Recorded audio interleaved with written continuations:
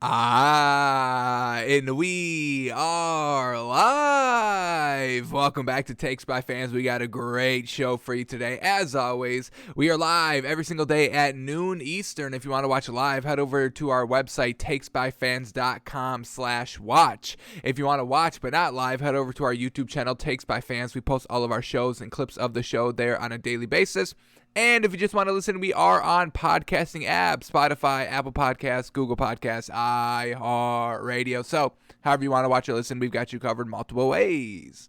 Alrighty, today's a big old Saturday, folks. We got to get our NBA Daily 10 out of the way, breaking down all the NBA action from last night. We had a 3-team parlay going on last night. We hit the first two legs. We took the Suns +7, and their winning streak comes to an end, and our betting streak comes to an end a little bit as well. So we'll break down all the NBA games from last night, and then we're going to go through the week 13, what the machines are saying, the final score predictions that the NFL.com puts out every single week. So we're going to watch to see what the machines say, and then also set some bars. We had a lot of teams be exposed as frauds last week in the NFL, but this week maybe potential fraud redemption games. So we'll go through all the teams that we need to set bars on, and we'll give them a kind of a free pass of last week if they can achieve our bars that we set.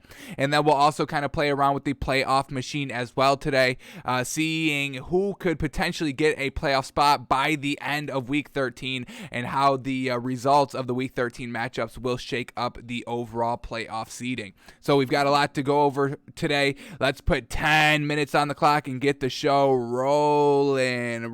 Rolling. So here we go. 10 minutes on the clock here. Let me get to 10 minutes, 0 seconds. Here we go. 10 minutes on the clock. Next 10 minutes of uninterrupted basketball talk of what just happened yesterday in the NBA. And the clock starts now. Alrighty. Couple of great games yesterday in the NBA. Let's start here with the first game up. Heat at the Pacers, and no Jimmy Butler, no Bam Adebayo, and the Pacers still lose, folks. Well done for the Heat, winning 113-104. Classic Pacers losing games. Classic. So here we go. The Miami Heat still rocking with the lineup of Kyle Lowry at the 1, Tyler Hero at the 2, Duncan Robinson at the 3, PJ Tucker at the 4, and Dwayne Dedmon at the 5. Kyle Lowry had a great game, 26 points, 9 assists. Tyler Hero, 18 points, 5 rebounds. He shot 3 of 4 from the 3. Fantastic. Dwayne Dedmon, is he playing like Bam Adebayo? 7 points, 6 rebounds. Not quite Bam Adebayo, but it's solid production given what we need out of him. PJ Tucker, 6.6 rebounds, and then Duncan Robinson, 24 points, 2 rebounds. Very well done. Duncan Robinson shot very well, 4 of 7 from 3, and 63% from the field on 11 shots. That's what we're talking about. Finally, we get Duncan Robinson stepping it up big time and at the biggest kind of point when you don't have your main kind of number 1 and number 2 scorers on this Heat team with Bam Adebayo and Jimmy Butler. So well done, Duncan Robinson with the 24 points, a +10 on the floor. Fantastic. And then off the bench, we had Gabe Vincent, 12 points, 4 assists, 2 rebounds off the bench, and Omer Yurtseven, 12 points, 5 rebounds off the bench, getting it done for the Heat. And then for the Pacers, Sabonis coming off the bench. Interesting. They start Torrey Craig in the starting lineup for 3 minutes, and then they move Sabonis back to the 4. So Sabonis coming off the bench, 37 minutes bench. 14 points, 16 rebounds. Classic Sabonis game. Karis LeVert led the team in scoring, 27 points. He had 2 steals, 3 assists. Miles Turner playing the 5 here, 20 points, 4 rebounds. And then Chris Duarte, 15 points and 4 rebounds. They got Malcolm Brogdon, also 14 points for this Pacers team, but no identity on this Pacers team, and they are still losing games. Should not have lost to the Heat last night without Jimmy Butler and Bam Adebayo, but here we are. Heat get the win, 113-104. All right, next game up here, Cavs at the Wizards, one of our official picks from last night. And man, oh man, Cavs +3.5, what amazing value. They win by 15. Never even any doubt that they would cover the +3. So bingo, bango, Cavs are rolling, folks. Jared Allen, 28 points, 13 rebounds. Darius Garland, 32 points, 10 assists, 8 rebounds. I mean, man, oh man, the big two here of the Cavs truly getting it done, and I'm all here for it. Lauri Markkanen, 15 points, 6 rebounds. Evan Mobley, 6 points, 7 rebounds, 4 assists. Very well done. And then Isaac Okoro at the 2, 8 points and 4 rebounds. Also, Kevin Love off the bench, man. Solid production from Kevin Love here off the bench. Absolutely loving it. 13 points, 9 rebounds, 4 of those offensive boards. Enough to push the Cavs over the edge here. And then for the Wizards, sliding a little bit here, we had Kyle Kuzma. He put up 12 points, 4 rebounds. He was a minus 32 on the floor. It was a big old win here. A big 15-point win here for the Wizards, but can't be a minus 32 on the floor. Got to clean it up a little bit. Kyle Kuzma, once again, a little kind of hit and miss so far. Kyle Kuzma, when he needs to step up, he's kind of the number 2 on this team. Bradley Beal 1, Kyle Kuzma number 2, and he's not kind of playing like a number 2 here. Bradley Beal, 14 points, 3 rebounds. He did not lead the team in scoring. The person that led the team in scoring was Denny Avdija coming off the bench with 16 points in 22 minutes. Montrezl Harrell also off the bench, 7 points, 8 rebounds. But just not enough here for the Wizards. Well done for the Cavs. They're rolling. They're streaking. Love everything about this team. And Jared Allen and Darius Garland are getting it done. All right, then we have the 76ers at the Hawks, one of our other official picks from last night. 76ers +2. They win by 2. Bingo, bango. That was 2 for 2 heading into the later matchup of Suns +7. Unfortunately, that's where we went a little wrong. But Joel Embiid clutches it up down low, and thank goodness Joel Embiid had a great game coming back off that game that he got absolutely locked down in. So here we go. Joel Embiid, 28 points, 12 rebounds, 4 assists. Fantastic. Hit a nice clutch shot late in the fourth quarter. Tyrese Maxey, 11 points, 5 assists. Seth Curry, 18 points, 5 assists as well. And then Georges Niang playing the 4 without Tobias Harris. Georges Niang, 13 points, 3 assists, 4 rebounds. And then Danny Green, 10 points, 3 rebounds. Off the bench here for the 76ers, nothing really great. Furkan Korkmaz led the bench in scoring with 9 points, able to push them past the Hawks. And then for this Hawks team, another kind of little unfortunate loss here. We saw them start to kind of turn the corner a couple weeks ago. Unfortunately, could not take down the 76ers team. Trae Young, 25 points, 10 assists. Very well done. Shot 36% on 22 shots. We had Kevin Huerter playing the 2, 12 points. Once again, no Bogdanovich. Timothy Luawe Cabaret fills in at the 3, and he had 2 shots for 0 points. Clint Capella, little bit of locked up down low, 6 points on 8 shots. He did have 11 rebounds. We'll give him a little credit for that. We also had Danilo Gallinari coming off the bench with a big old 18 points and 8 rebounds. Just unfortunately come up 2 points short here. 76ers get the win 98-96.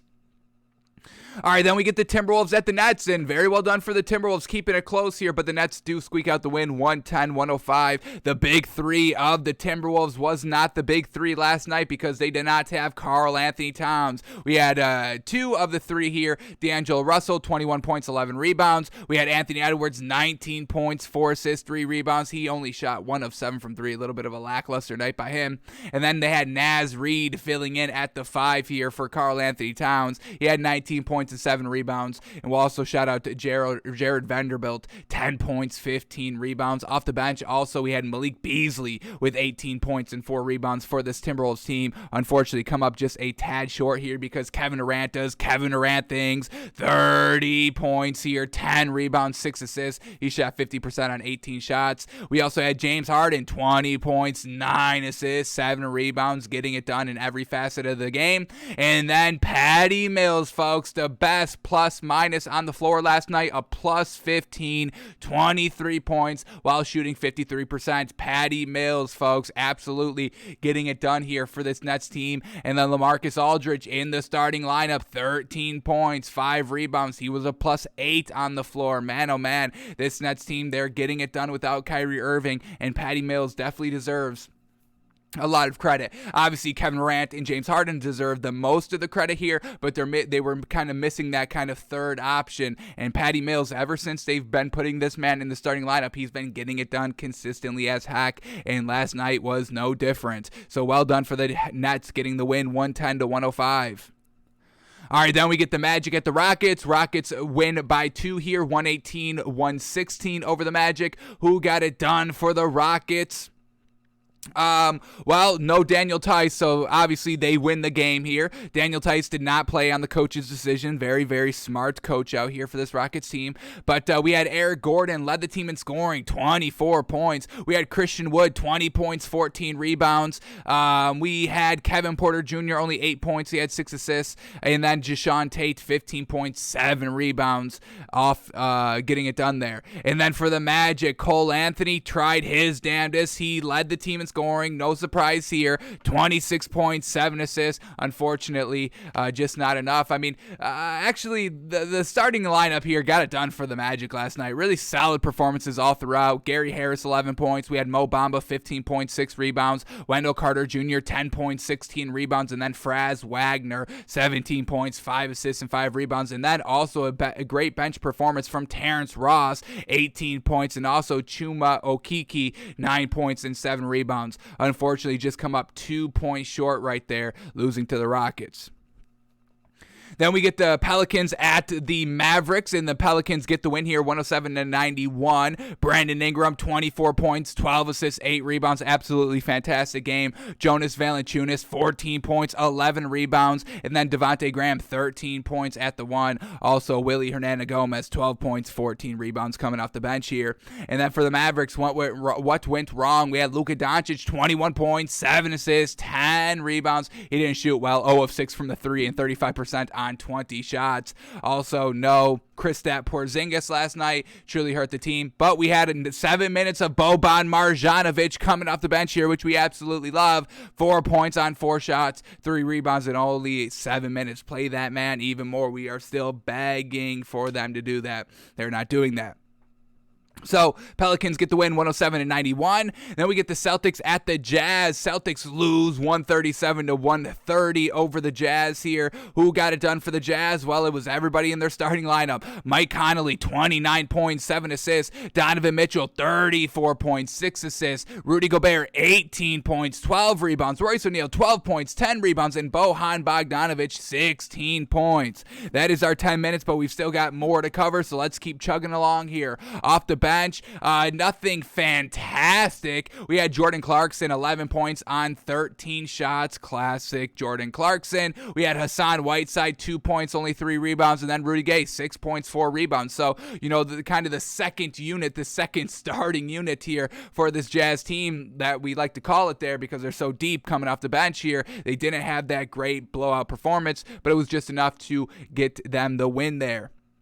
And then for the Celtics, no Jaylen Brown, and they put up 130 points, folks. This team plays better without Jaylen Brown. It doesn't make sense because he's so great, but he just doesn't fit with this Celtics team as of right now. It's still early in the season. Maybe they turn it around, but maybe they're looking to trade this man at the trade deadline. We will truly see what happens. Jason Tatum, though, 37 points, led the team in scoring, 5 assists, 6 rebounds. We had Marcus Smart, 15 points, 4 steals, and Dennis Schroeder, 26 points, 3 assists, 2 rebounds. They play better with Schroeder at the 1 and Marcus Smart at the 2 than having Marcus Smart at the 1 and Jaylen Brown at the 2 and Dennis Schroeder coming off the bench here. So Celtics doing classic Celtics things, folks, winning without or being competitive without Jaylen Brown. All right, final 2 games up here. Suns at the Warriors, and no Devin Booker, and the Warriors get their revenge here. Warriors get a nice dominant win to snap the Suns' 18-game winning streak. Warriors win 118-96 over the Suns. Who got it done for the Warriors? Steph Curry, 23 points, 5 assists, 5 rebounds. He shot 6 of 11 from 3. Fantastic. We had Jordan Poole, 14 points, 5 assists, and Andrew Wiggins, 19 points, 5 rebounds, a plus 24 on the floor, giving that man credit. And then this bench, sheesh, fantastic bench. Gary Payton, 19 points, 5 rebounds off the bench. And Juan Toscano Anderson, folks, 17 points, 5 assists, 5 rebounds. Very well done. Everybody was showing out there last night. And then for the Suns, no Devin Booker, so Landry Shamet filling in at the 2, 9 points, 4 rebounds. We had Chris Paul, 12 points, 8 assists. DeAndre Ayton led the team in scoring, 23 points, 6 rebounds. Jay Crowder, 11 points, 5 rebounds, and then McCall Bridges at the 3, 7 points on only 4 shots. Off the bench, we had Cameron Johnson with a solid production of 12 points, just unfortunately missing that other offensive piece there that Devin Booker usually provides. So Warriors get the win here. Steph Curry goes manic at home like he does. They win 118-96. And then the last game on last night, Clippers at the Lakers, and man, Luke Kennard pops off late in the fourth quarter with some threes and wins the game for the Clippers. We had Paul George at the 2 here, 19 points, 9 assists, 8 rebounds. Reggie Jackson, 16 points, 8 assists. Zubac at the 5, 12 points, 5 rebounds. Serge Ibaka, 9.6 rebounds. And Marcus Morris at the 3, 21 big old points here. But Luke Kennard off the bench, folks, 19 points on 70% shooting, 5 of 8 from the 3, hitting clutch shots late down the stretch in this game. Shout out to Luke Kennard for kind of sealing the victory here for the Clippers. And then Isaiah Hartenstein also off the bench, 11 points there on 71% shooting. We will absolutely take that.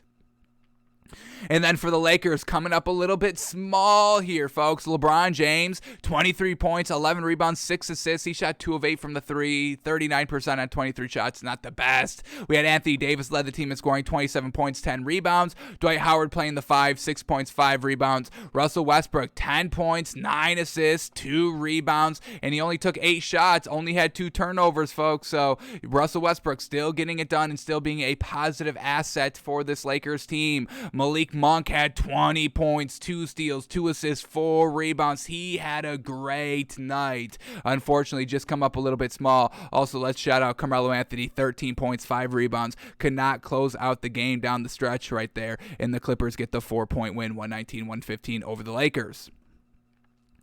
Alrighty, let's see if there's anything that we can make a little bit of money on here in the NBA. We are 4 of our last 5 NBA picks strong out here. We're reading it absolutely fantastic.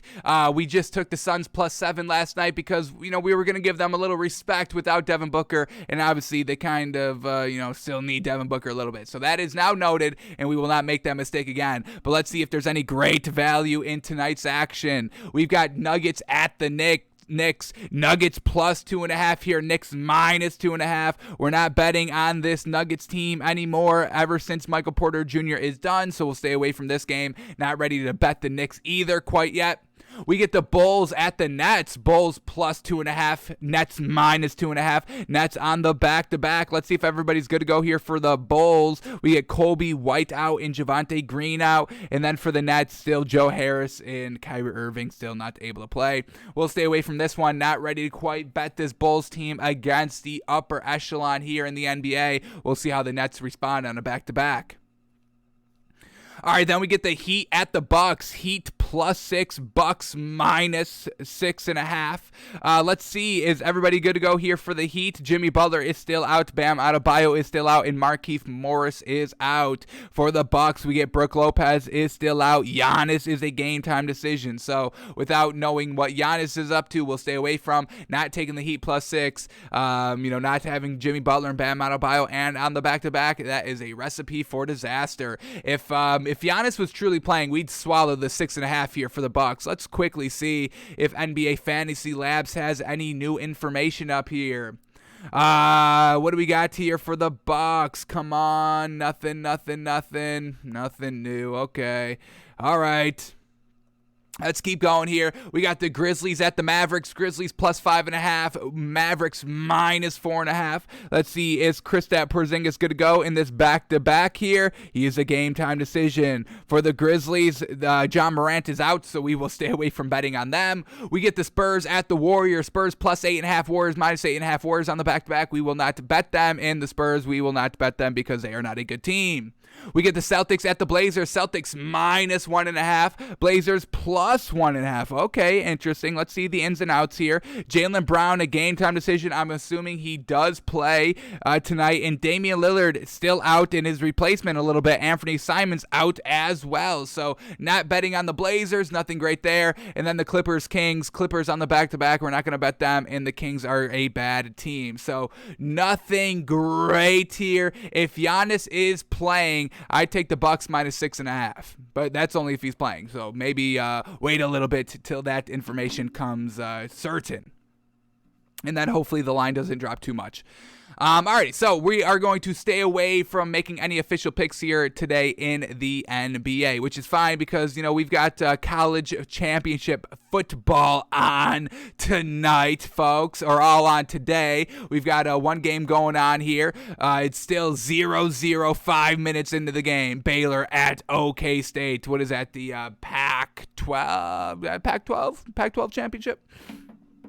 But I know we're all waiting for Georgia, Alabama at 4 o'clock, and definitely Iowa at Michigan. Michigan getting their first crack at a Big Ten championship with John Harbaugh. Can they get it done? Hopefully. All righty, now let's shift gears to the NFL, folks.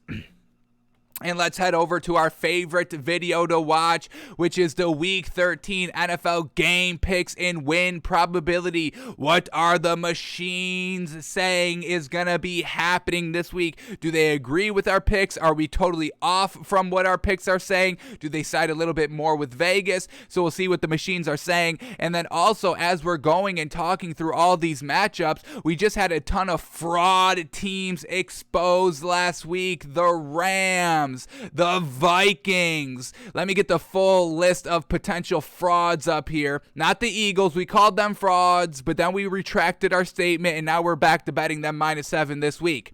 But who else was labeled and determined frauds from last week? Let me get the list up here. Here we go. Who were frauds the last week? The Colts, they've been frauds. We don't got to tell you all that because they passed the ball too much. What else do we got? Panthers frauds with Cam Newton. We know this.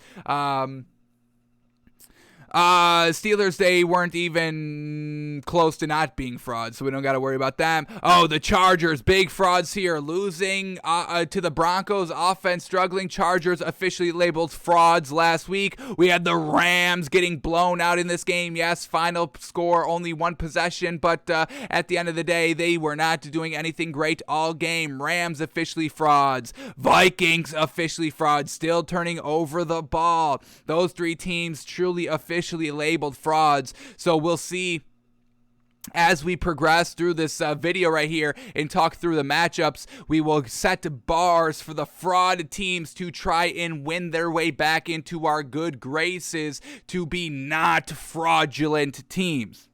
So let's roll the video here, see what the machines are saying, talk through these matchups, set some bars, and see what we are going to be predicting to see come tomorrow during the great action that is an entire day of football, 1 o'clock, 4 o'clock, the late game, all day long football on Sunday. So here we go, and then we'll also see if they agree with our picks as we go through these games. So here we go. First game up is the Patriots at the Bills. One of our official picks of this week, taking the Patriots +3, and the machines say the Patriots lose by 3. The Bills win 23-20 with a 53% win probability here for the Buffalo Bills. Obviously a big game for both of these teams. Winner gets the AFC East lead and potentially the number 1 seed in the AFC, depending on how all the other games shake up here. But they expect it to be a close game. I'm assuming it's a close game as well, but we just can't rely on this Buffalo Bills running game, and that's just going to open up Billy B to shut down Josh Allen. No problem, no big deal, because that's the only thing you have to worry about from the offensive side of this Buffalo Bills team. Now, this Buffalo Bills defense may be able to kind of make it tough for Mac Jones, but Mac Jones, he's so smart, folks. He doesn't really make the mistakes. He delivers the ball so accurately and gets the ball out of his hands quickly and makes the right read basically every single time. When was the last time Mac Jones made the wrong read? I don't even know if he's ever made the wrong read right here for this Patriots team. So we're still liking the Patriots +3 right here. Going to be a close game. No bars right here for either of these teams. Should just be a great game, and we'll see how Buffalo responds. We need to see their offense truly be able to get out to a hot start, stay hot all game long, and have a dominant win against a good team. They really have not. This Bills team has really not had a signature win against a really good established team here so far. So we'll see what the Bills do. There's a 51% cover probability because they've got the line here at Bills -2.5. These odds, they use the odds at December 1st. So the odds from when we looked at it and when they officially create the video may differ by a point, a half a point, something like that. So we got the Patriots +3, loving the value there, but the machines say the Bills win. We'll see. I don't think the Bills win this game, but that's what the machines are saying. Close game, Bills get the win there at home. Alrighty, what do we got up for our next game? We got the Chargers at the Bengals here. One of our other picks, another pick here. Bengals -3, and they say the Bengals win by 27-25, with the 53% win probability here for the Bengals and a cover probability of the Chargers +3 at 51%. But this is a must-win game here for the Chargers, and I'm just not truly buying this Chargers team 100%. We've seen them get a little exposed for the last couple of weeks, a little hit and miss. They've been rocky, been up and down. Let's get their last couple of games up here. And once again, this is going to be a team that we have to set a bar for because they were labeled frauds last week. Yeah, here we go, the last couple of weeks here. Let's go back to week 9, November 7th. They get the win against Philadelphia. They win 27-24. Following week, they lose against the Vikings 27-20. Following week, they win against the Steelers 41-37, but they allowed the Steelers to put up 37 points, folks. I think this is the most the Steelers have put up all season long, 37 points. Let's quickly see what the Steelers have been doing.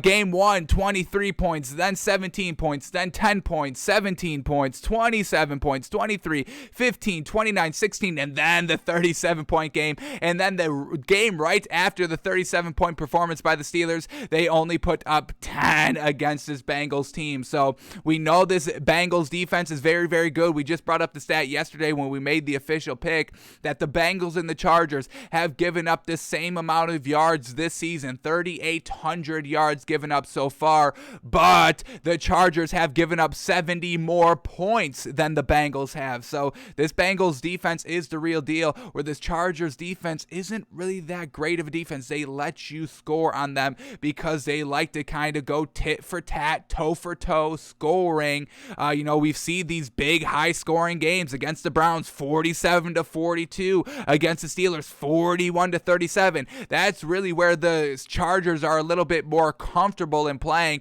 just because of how their offense is set up. It's just a pure drop back style. You got a tall, physical, strong arm quarterback in Justin Herbert. He's like 6'6", nice tall quarterback back there, and then just two great down the field receivers of Keelan Allen and Mike Williams. So classic Chargers offense right here.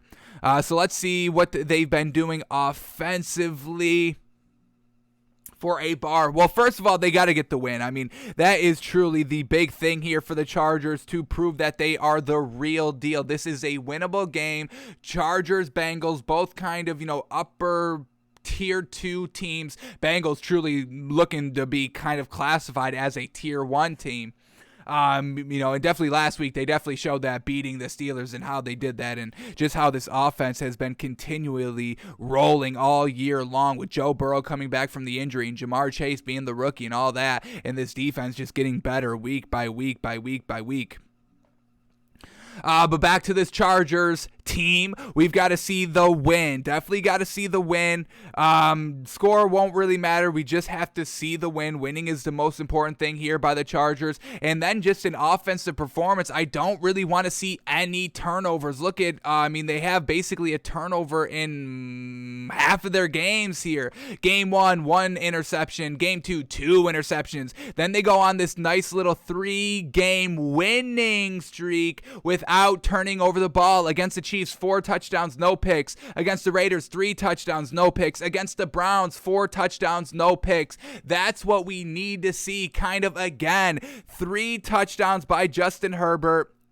3 touchdowns, 0 interceptions, and the win. What was he passing for yards-wise here during that 3-game winning streak? 275 yards, 212, and 381. So, kind of all over the field here, just able to control the ball. You don't need to throw for 400 yards. I won't even put a yards total here. We just have to see the win. 3 touchdowns, no interceptions here by the Chargers. And we have to make a note here for their... So the win, the 3 touchdowns, the no interceptions for the Chargers this week, and then we will have to see what they do on 4th downs, keeping 4th down attempts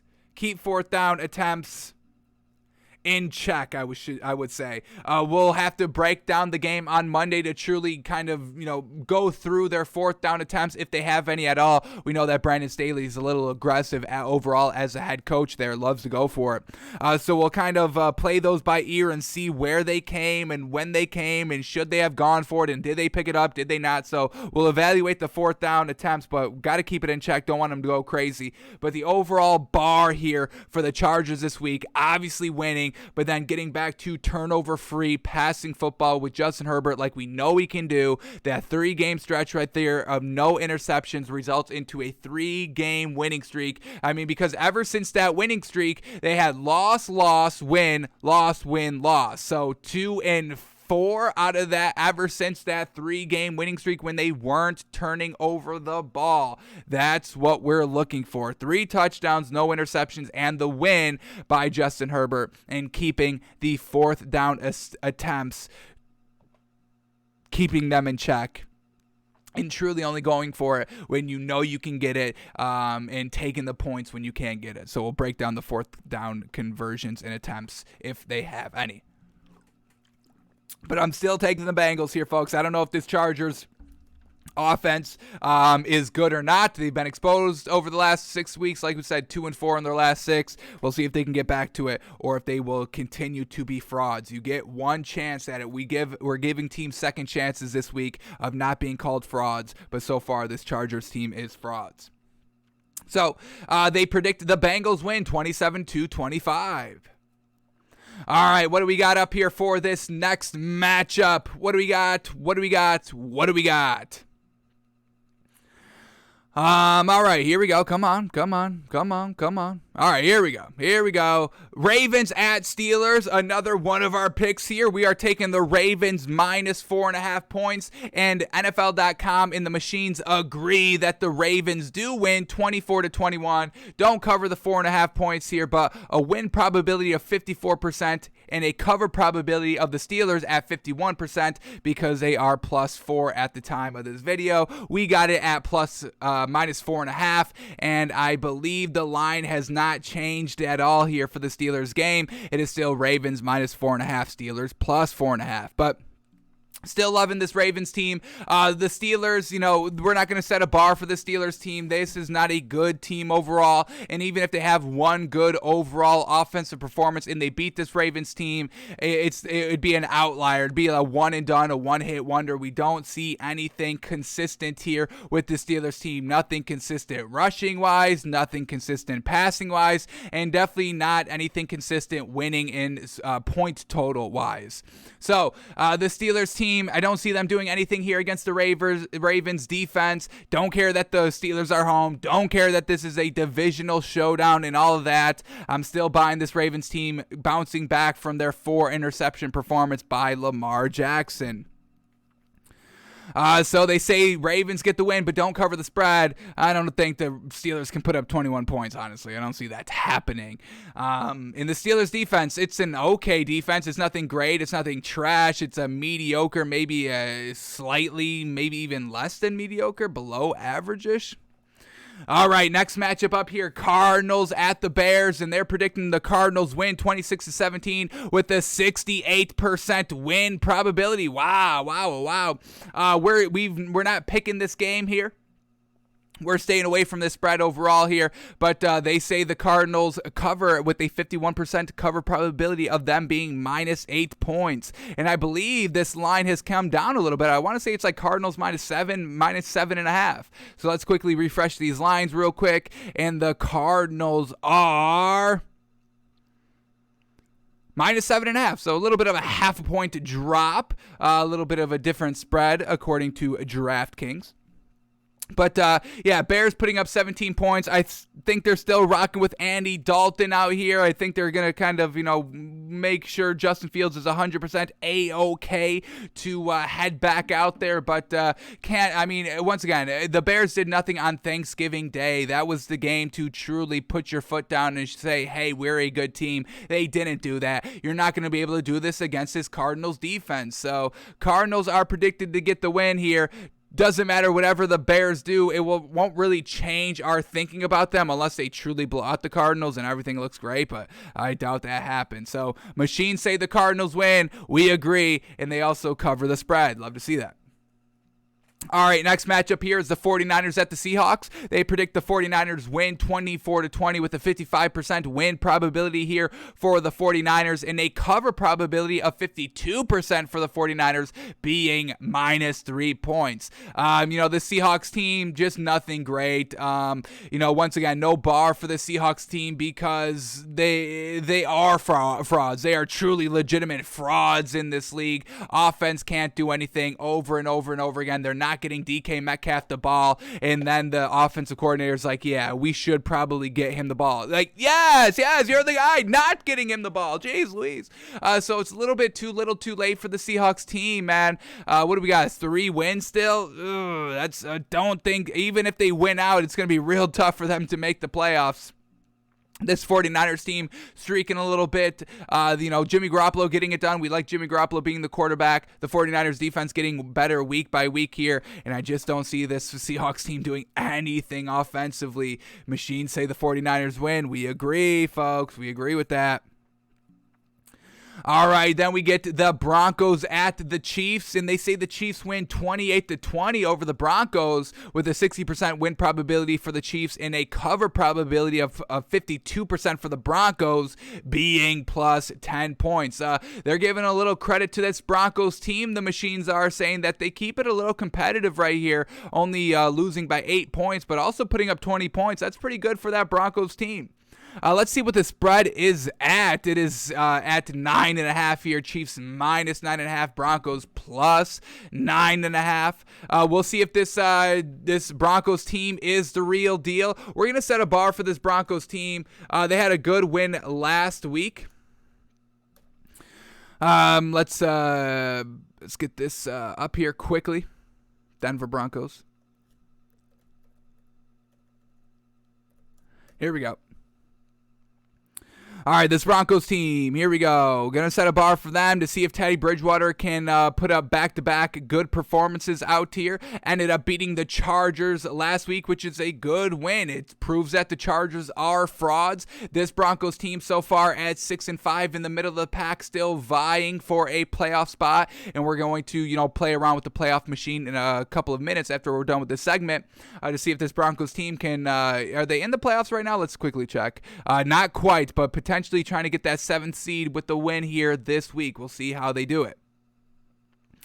But back to this Broncos team. What did Teddy Bridgewater do last week, or the passing game just overall do last week? We had 155 yards passing, a touchdown, a pick, but they were able to beat this Chargers team. They're 3-1 in their last 4 games, looking really good, looking real positive. We're not getting any great passing yards. I mean, since their winning kind of streak a little bit, we had 190 passing yards, 217, 212, 155. So we really can't buy this passing game. It's not like their offense is going absolutely above and beyond and looking just absolutely unstoppable. It's really a huge part of the defense in the rushing attack here, carrying the hefty bulk of the load here for this Broncos team. But for us to truly buy the Broncos, we have to see a good passing attack. Honestly, there's no reason for this passing game not to succeed and excel. Tim Patrick, Jerry Jeudy, you've got Teddy Bridgewater that can make all the throws, and your rushing game is elite. Over these last 4 games when they've been winning consistently here, 83 rushing yards, 190, 96, and 147 rushing yards a game. That's absolutely fantastic. fantastic, but we need to see the passing game truly complement the rushing game to be taken as serious contenders here. So we're going to put the bar for Teddy Bridgewater at 270 passing yards, 2 touchdowns, and 0 interceptions. We need the passing game to excel. Need it to excel if we want to continue to buy this Broncos team, or actually buy this Broncos team. I don't know if we're on the Broncos bandwagon quite yet. We've got to see this passing game get figured out, folks. So we need to see excel passing game. All right, let's note that down.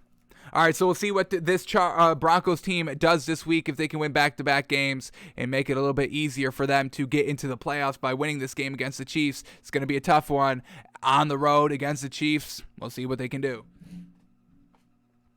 All righty, what do we got for this next matchup up? What do we got? We got Bucs at the Falcons. They say the Bucs win 31-21, 69% cover or win probability here for the Bucs, with a 52% cover probability by the Atlanta Falcons being plus 11 points. It is still at plus 11. Came down a half a point here at plus 10.5 points for the Falcons. This Falcons team, they can't do anything besides use Cordero Patterson a couple of times a game and get him the ball into open space. This Bucs team, the whole Antonio Brown situation going on, truly unfortunate there. 3-game suspension for the fake COVID-19 card, and his his chef is living in chef truly ratted him out there, and how unfortunate there that your own private chef rats you out and then causes you a 3-game suspension. Nothing great. But no bar here to buy this Falcons team. Nothing they can really do for us to truly buy their team. We need to see their running game and passing game get good. We need to see Matt Ryan get it done in the red zone. There's just too much for this Falcons team to truly do in one game for us to buy them overnight like that. So no bar there for the Falcons. Not going to bet on this Bucs team swallowing all those points. But yeah, the Bucs should win this game. Should. All right, here we go. The Jags at the Rams here. We had to set a bar for the Rams. We called them frauds last week. We're going to give them an opportunity to not be labeled as frauds. But NFL.com predicts the Rams to win 29-18 with a 71% win probability. And I'm going to tell you right now, we need more scoring than this. This Rams team should have no problem here against the Jags. This should be a resetting point here for this Rams team, and I don't care if OBJ plays or he doesn't play. He's a little questionable right now. That's going to have no factor in our bar for what this Rams team needs to do for us to not label them as frauds. So let's get what the Rams have been doing. We need to see more than 29 points. That's not going to fly just because you put up 29 points. This team is better than putting up 29 points against one of the worst teams in the NFL. So the most points this Rams team has put up all season was 38 points, and they did it twice, folks. I want to see, and I'll even knock it down 3 points there. We need to see 35 plus points for the Rams. I have to see 0 interceptions. I don't want Matthew Stafford throwing any turnovers, and we're going to do 3 touchdowns. He has 3 passing touchdowns in 1, 2, 3, 4 games this season, 3 and then 4 in 2 other games. So, getting better than 3. So 3 passing touchdowns, no interceptions. What do we got yards-wise? What are we looking at yards-wise here? Always basically around 250. I mean, if you're having 35-plus points, I'm sure you're throwing for like 250 passing yards. So want to see 250-plus passing yards, and I also want to see this running game get established. What have they been doing in their running attacks this kind of season? The last couple of 3 games here the last 2 games truly kind of coming down when they've proven that they can run the ball here. Look at this, 101 yards week 2 gets the win. 121 yards week 4, they lose against the Cardinals. Wow, unfortunate there. They lost by 17 by running the ball, 121 yards. Interesting. 118 yards against the Seahawks, they get the win. 131 yards against the Giants, they get the win. 165 rushing yards against the Texans, they get the win. And then 94 yards against the Titans, they don't get the win. This 3-game losing streak that they're on, 94 yards against the Titans. We get 52 rushing yards against the 49ers and 68 rushing yards against the Packers, all resulting in 2 losses here. So 250 passing yards, and I want to see 100, and we'll go a little bit light, just 100. Show us 100 plus rushing yards. That's what we've got to see. I got to see the overall offense working, putting up the points, scoring touchdowns, not settling for field goals. We have to see the passing game get it done, no interceptions, and also commit to the rushing attack, please. Just because you brought in OBJ, you think you could just abandon the running game now? Of course not. You're on a 3-game losing streak. Rams are official frauds unless they prove that they can meet our bar that we just set for them. 35 plus points, 3 touchdowns, no picks, 250 passing yards, and 100 plus rushing yards. And then we will not classify this Rams team as frauds. They have a cover probability here for the Jags at 53% covering the plus 13 points, and I think it's gone up a little bit. No, it's actually gone down. Plus 12.5, came down half a point here. Alrighty, next matchup up here. Do we got to set a bar for any of these teams? What do we got up next here? Here we go. Washington at the Raiders. And this is going to be a really great game. We'll see how this one, determines out. And one of these two teams is going to make it a little bit easier for themselves to get into the playoffs with a win here. And whoever loses this game is truly going to be hurting getting into the playoffs. But Washington is predicted to get the win here, 26-25, a 52% win probability here for Washington, and a 55% cover probability here because they're getting 2.5 points and are predicted a win here. So the machines are all on Washington here tomorrow against the Raiders, and hey, we'll see this Washington defense truly getting better as the season progresses. These last 4 games truly getting it done. Taylor Heineke moving the ball, being a nice game manager, where this Raiders offense, they had a great showing on Thanksgiving Day against the Cowboys, against that great defense. We'll give them credit, but can they be consistent? We've got to see them be consistent. We want them to be consistent, and we'll see what they do tomorrow. But this is going to be a great game. Machines call the upset here, 26-25 for Washington.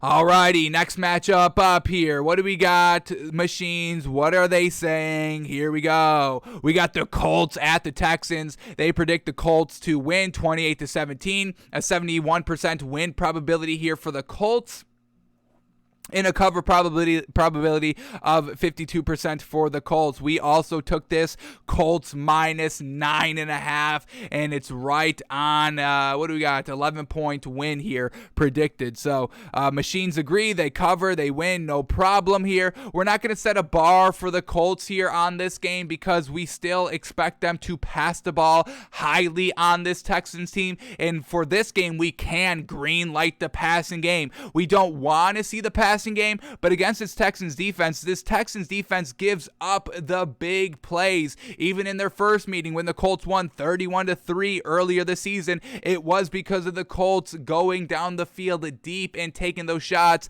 and that's why they were able to put up so many points.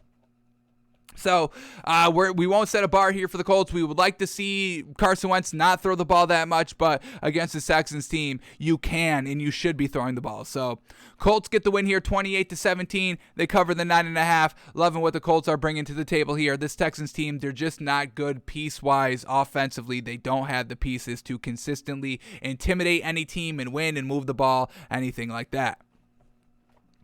Alrighty, next game up here, Giants at the Dolphins, and they predict the Dolphins to win 25-19, a 58% win probability here for Miami, and a cover probability of 54%. They officially called this game Dolphins -3, and we know that this Dolphins team has gone all the way up to Dolphins -6 with the news of Daniel Jones and company not able to go. Let me get to the official. It's Daniel Jones, and I want to say it's 2 other players. Daniel Jones Jones out, cornerback Adoree Jackson out, Sterling Shepard and Kadarius Toney are doubtful. So it's not going to be a good day offensively here for the Giants. The Machines know this. They're seeing this, and I'm sure that this prediction would be changed. They had this prediction in before the Daniel Jones out news being broken. So they're giving credit to the Dolphins here, winning with Daniel Jones, winning 25-19, and we respect the Machines for that. Vegas kind of coming around a little bit right here, and setting the line at Dolphins -4.5 by the time Daniel Jones was playing, moved it up to Dolphins -6 with him being out. So some solid respect there by Vegas, solid respect here by the Machines. They're all learning, folks, and that's exactly what you do. You learn, you change your mind, present a new information, and that's what the Vegas and the Machines are doing slowly out here. Alrighty, next game up is the Vikings at the Lions, and they predict the Vikings win 26-20 over the Lions with the 56 win probability there for the Vikings, and a cover probability of 52% for the Lions being +7 points. This Vikings team, we called them frauds last week for losing, so if they want to be labeled not frauds, let's see what they have to do this week. Obviously, they have to get the win. They must get the win here against this Lions team. This Lions team is absolutely atrociously bad, folks. Not even able to get up on Thanksgiving Day at home and take down Andy Dalton. They couldn't even do that. So for the Vikings, we need to see the win, and really we have to see zero turnovers, no interceptions by Kirk Cousins, no fumbles by Kirk Cousins, no fumbles by Dalvin Cook. Let me get up Kirk Cousins' fumble numbers. Everybody likes to, point out that Kirk Cousins doesn't throw that many interceptions, and that is true. Once again, this Vikings team and all these Vikings players, their stats are very, very good. So far this season, Kirk Cousins only has 3 interceptions. How many fumbles does this man have? I want to say it's more than 3. Let's see these rushing numbers. And we've got fumbles lost. He's fumbled 6 times, folks, 6 times. So, yes, Kirk Cousins, he doesn't throw the interceptions, but he's still turning over the ball, especially fumbling. And same thing with Dalvin Cook. How many fumbles has Dalvin Cook lost already this season? Because they are truly hurting this Vikings team all around. They're putting up the points. They're putting up the yards. They're moving the ball, but they're turning it over. So what do we got fumbles wise here? He's got 3 fumbles here already this season. So 0 turnovers, no turnovers whatsoever.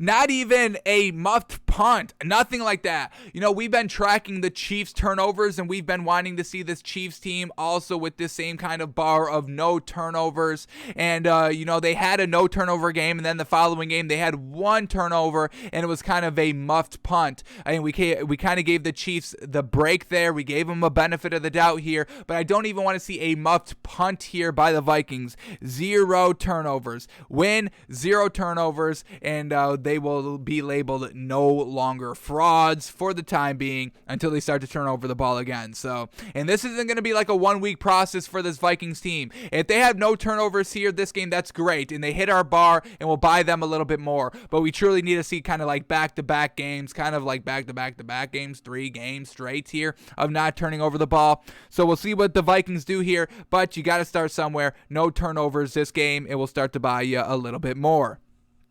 So they say the Vikings win 26-20. And then what do we got? Maybe one more matchup up here. Eagles at the Jets here. And I'm glad the Machines agree. See. This is a sucker bet. Jets +7. Please do not take the Jets +7, folks. I know optically of what happened last week. The Jets +7 looks appetizing. Jets at home this week. Eagles only put up 7 points last week. I get it looks appetizing, but Vegas gave the Eagles so much respect, putting the line at Eagles -7. The machines are saying that the Eagles win and cover the spread here. They say the Eagles win 26-18. That is an 8-point win. You cover the 7, 66% win probability here, and a 53% cover probability. All signs are pointing to the Eagles winning and dominating this game. Jets +7 is officially a sucker bet, folks. Please do not get suckered in and bet the Jets with the points. I know it looks appetizing. I get it, folks. But everything, the fact that Vegas does not respect any team, folks, or like maybe they do respect them, but they don't go above and beyond on the respect level, and putting the Eagles at -7 on the road is true big respect given by Vegas.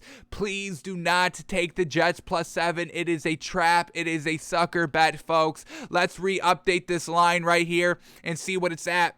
If it is at Jets +6.5, that means y'all are betting the Jets +7, and I'm sorry y'all are doing that. If it's Jets +7.5 now, that means y'all are hammering the Eagles -7, and that was the right play. The re-updated line for this Jets game is still at Jets +7. Alrighty. So the line is not moving. Y'all are not actively making the line move. Thank y'all. It really should be climbing to like Jets +7.5, Jets +8, but it's still at the line right here. So we'll give y'all the credit. Stay away from betting the Jets this week, folks. I promise y'all.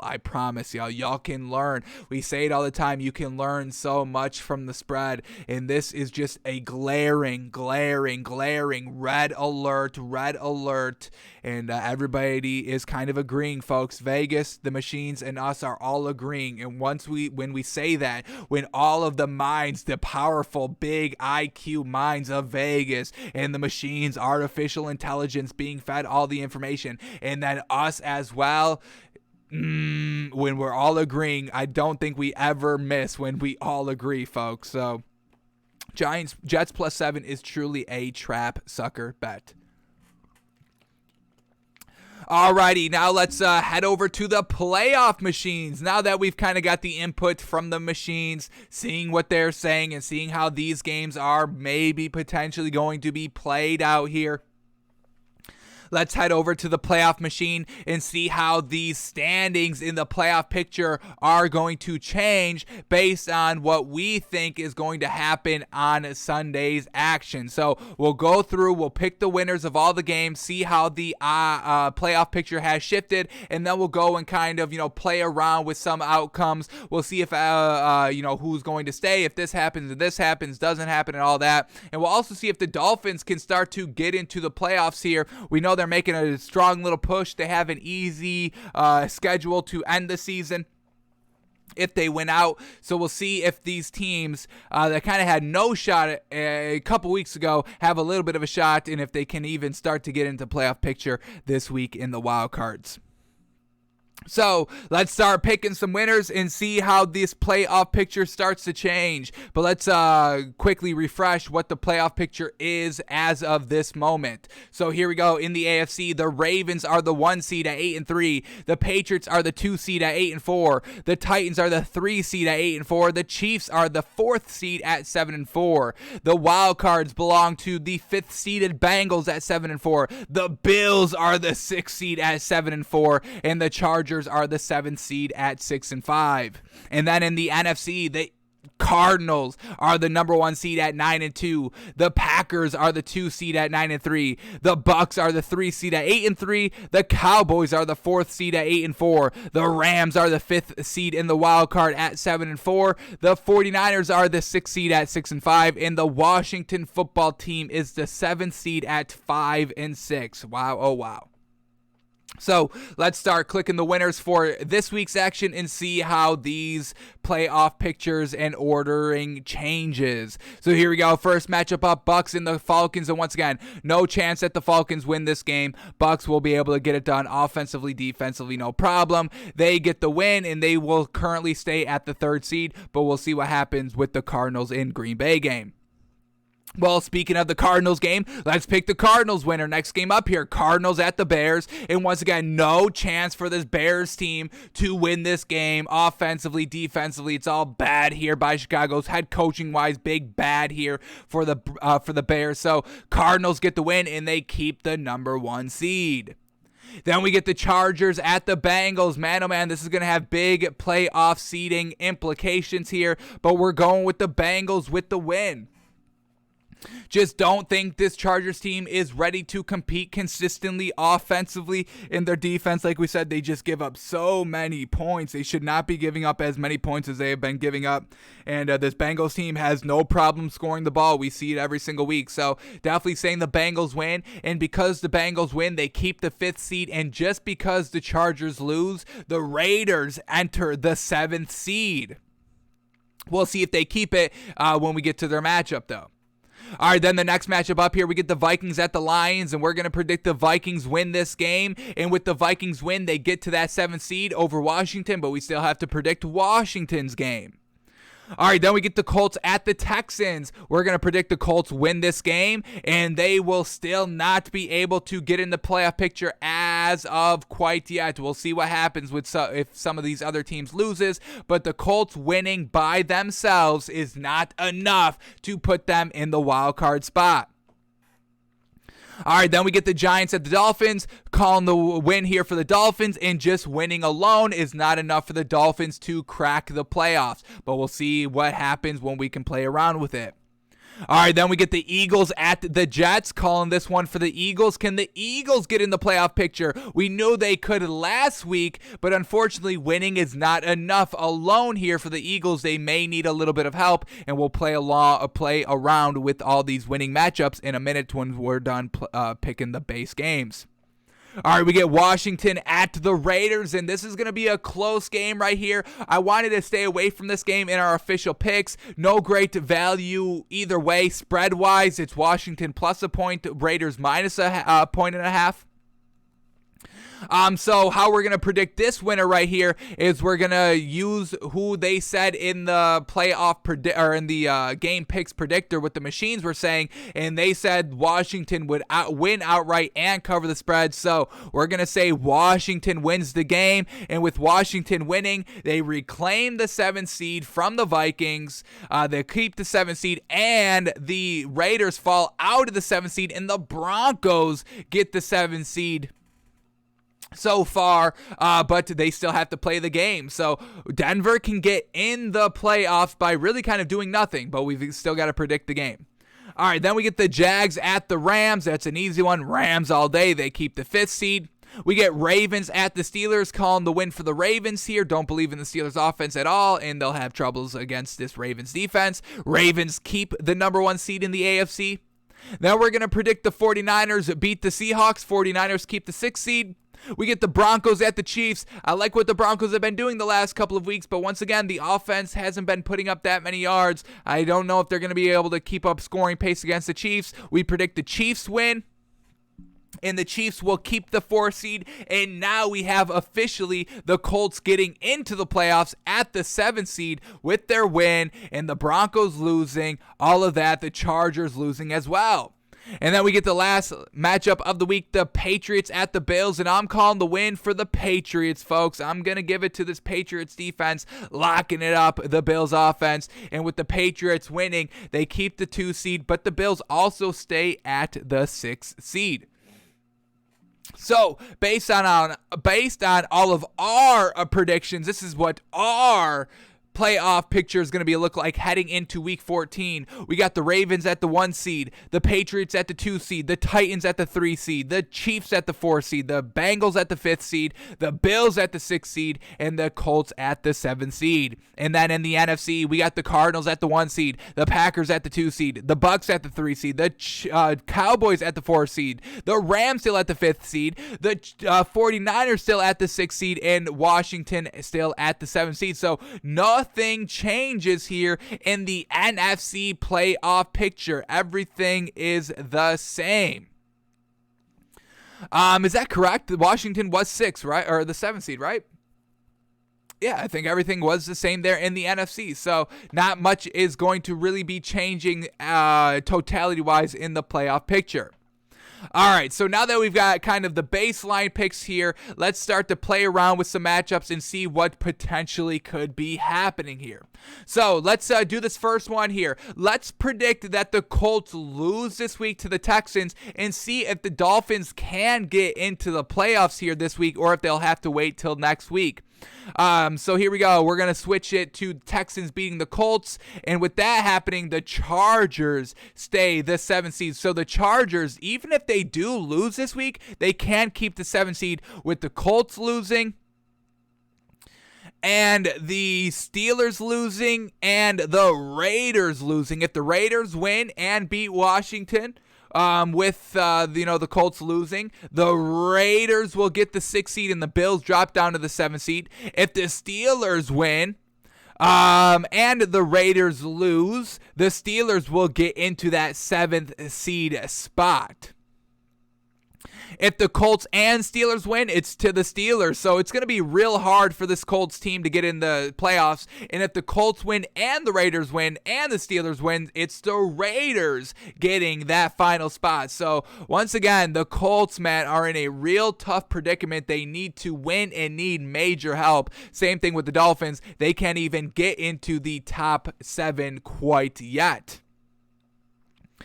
Alrighty. What happens if the Bills beat the Patriots? The Bills will be able to get the 3 seed. The Patriots fall to the 6th seed, and the Titans go up to the 2nd seed with they're on the bye this week.